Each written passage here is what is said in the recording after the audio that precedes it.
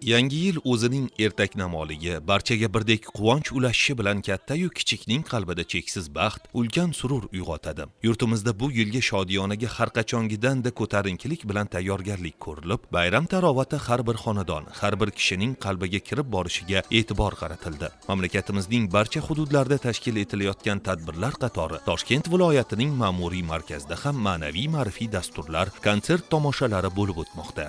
O'z oilam bilan mana shu Nurafshon shahriga Olmaliqdan mana shu joyga keldik.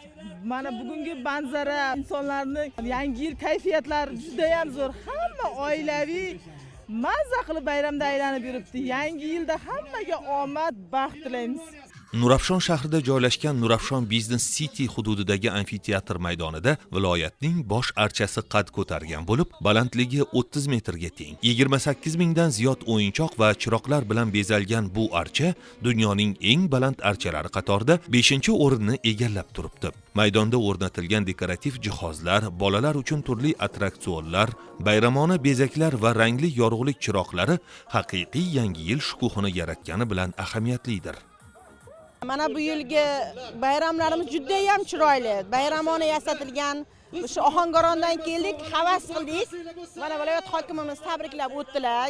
2025-yilgi yutuqlarimiz haqida, kelajakda bo'ladigan ishlarimiz haqida gapirib o'tdilar. Haqiqatan juda chiroyli. Xalqimiz bayramona kayfiyatda. Bu yilgi o'zgarishlar, yutuqlari ko'p bo'ldi. Maktab bitirganlari, maktab bitiruvchilar, institutlarga kirganlar juda ham ko'p bo'ldi.